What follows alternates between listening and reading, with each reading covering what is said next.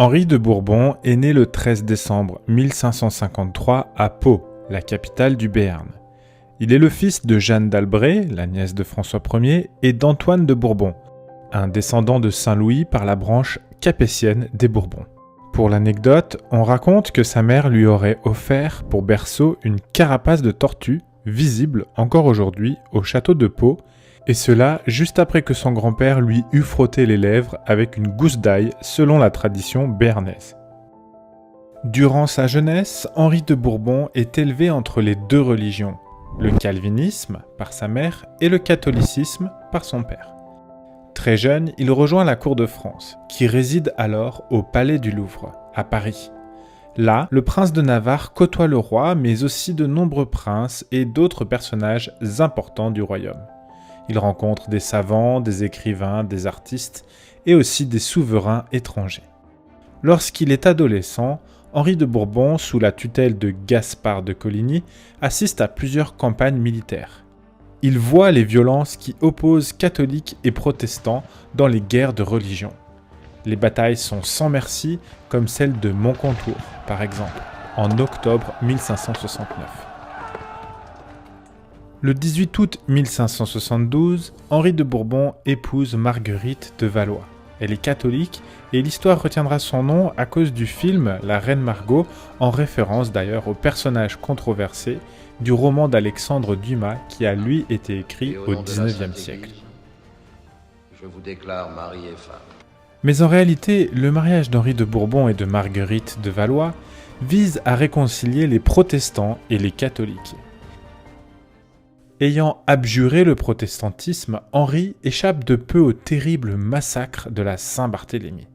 Ce massacre se déroule quelques jours seulement après les noces. Il a lieu le 24 août 1572. Plus de 3000 protestants sont assassinés dans Paris. La violence et la cruauté se déchaînent partout. Et en cette seule année de 1572, ce seront plus de 20 000 personnes au total qui seront exécutées dans les différents conflits dans les provinces de France. Nous connaissons de l'épisode de la Saint-Barthélemy un célèbre tableau du peintre huguenot François Dubois qui a échappé au massacre pour se réfugier à Genève. Sur cette peinture, qui juxtapose côte à côte plusieurs événements, on aperçoit le château du Louvre en arrière-plan et sa porte d'entrée où les persécuteurs s'engouffrent. Juste devant, on voit la silhouette de Catherine de Médicis, la mère du roi, dont le peintre rappelle ici la responsabilité dans le massacre. En fait, à l'heure actuelle, les historiens débattent encore sur le rôle que la reine-mère a réellement joué. On ne sait pas vraiment jusqu'à quel point elle a été impliquée dans le massacre. Sur la droite, vous voyez la maison de l'amiral de Coligny. Lui, c'est le chef du parti huguenot. Et sa mort est représentée en 3 temps. D'abord par la défenestration, puis ensuite par la décapitation, et enfin par l'émasculation de son cadavre. On semble reconnaître ici le duc de Guise, qui est le chef de file des catholiques. Il a joué une part importante dans le massacre. Le peintre Dubois évoque la violence en représentant plusieurs scènes d'une cruauté sans pareille. Les coups donnés jusqu'à la mort, l'exécution par la noyade, mais aussi la pendaison et les cadavres qui s'amoncellent partout. De nombreux chroniqueurs ont commenté l'atrocité de cet épisode. On imagine que le futur Henri IV en a été profondément marqué, tout comme les artistes de l'époque. Du côté des protestants, nombreux sont ceux qui se sont indignés de cette monstrueuse guerre, pour reprendre les mots de Montaigne. Pour s'en convaincre, lisons cet extrait des Tragiques, une œuvre du poète huguenot Agrippa d'Aubigné, publiée en 1616, dont le sujet se concentre autour des guerres de religion. Voici un passage, mais vous retrouverez l'extrait au complet sur l'Urne. Ici, il raconte l'assassinat de Coligny. D'un visage riant, notre Caton tendoit nos yeux avec les siens, et le bout de son doigt, à se voir transpercé. Puis il nous montra comme on le coupe à morceaux. Sa tête court à Rome, son corps sert de jouet aux badauds ameutés, donnant le branle au cours des autres nouveautés. Dans ce passage, d'Aubigné compare Coligny à Caton, qui est un philosophe romain perçu à la Renaissance comme l'une des figures les plus sages de l'Antiquité. Le poète décrit la scène durant laquelle Coligny se fait exécuter, ou plus précisément transpercer. Pourtant, calme, le visage serein, on voit ici le mot riant, le chef de file des protestants est face à son destin et ne pouvant y échapper, il fixe ses yeux sur ce qu'il se passe, attirant le regard du lecteur. Lecteur qui devient spectateur. On le voit ici par l'aparté « nos yeux », le possessif « nos ».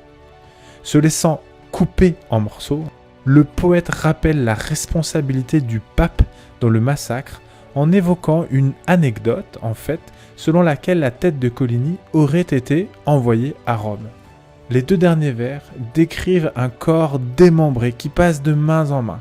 On le voit par l'expression « les badauds », c'est-à-dire les passants, ameutés, et sert de signal à la suite du massacre. En 1589, Henri III est poignardé par un moine catholique fanatique qui s'appelait Jacques Clément.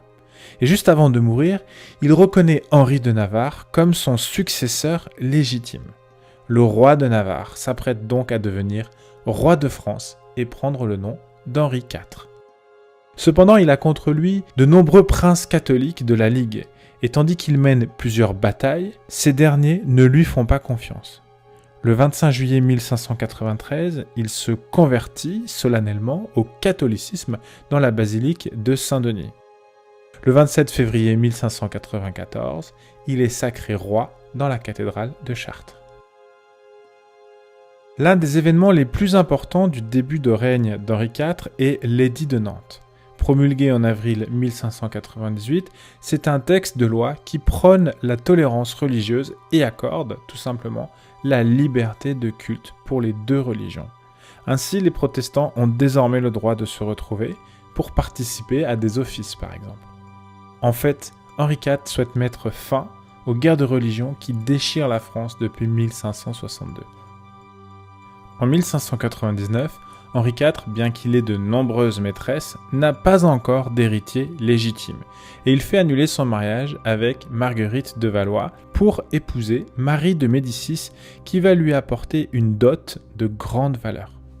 Durant son règne, Henri IV tente de pacifier le royaume. Ses conseillers et ses ministres, comme le duc de Sully, l'aident à rétablir les finances et à entreprendre de grands projets. C'est par exemple durant son règne que l'exploration du Canada se poursuit. Champlain découvre l'Acadie en 1605, fonde la ville de Québec en 1608 et va poursuivre les explorations de la région des Grands Lacs. Intéressé par les arts et l'architecture, Henri IV fait aménager la ville de Paris. Il fait construire la place Royale et achève le Pont Neuf, un ouvrage d'envergure qui enjambe entièrement la Seine au niveau de la pointe occidentale de l'île de la Cité. En voici une courte description. Le Pont Neuf fut entrepris par Henri III qui en fit jeter les premiers fondements en l'année 1578 sous la conduite d'un fameux architecte nommé du Cerceau.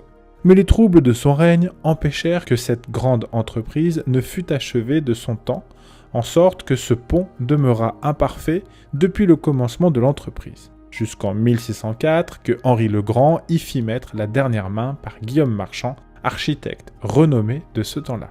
Il faut remarquer que ce pont est un des plus beaux que l'on puisse voir à cause de sa longueur qui s'étend sur les deux bras de la Seine et de sa largeur qui est divisée en 3 parties, une au milieu pour les carrosses et pour les grosses voitures, et 2 banquettes pour les gens de pied. On peut encore ajouter entre ces avantages la belle vue qu'on y découvre, qui passe pour une des plus agréables et des plus riches qu'il y ait au monde, si l'on en croit ceux qui ont vu les pays éloignés. Henri IV connaît une fin tragique. Le 13 mai 1610, il est assassiné par François de Ravaillac, un catholique fanatique. Alors que le roi rendait visite à Sully, il se fait brusquement poignarder rue de la Ferronnerie. Si vous allez à Paris, vous pouvez encore voir l'endroit où Henri IV s'est fait assassiner. C'est juste à côté du Louvre. 2 semaines plus tard, le régicide, c'est-à-dire le meurtrier, est écartelé sur la place de Grève, ce qui a donné lieu à une multitude de productions littéraires.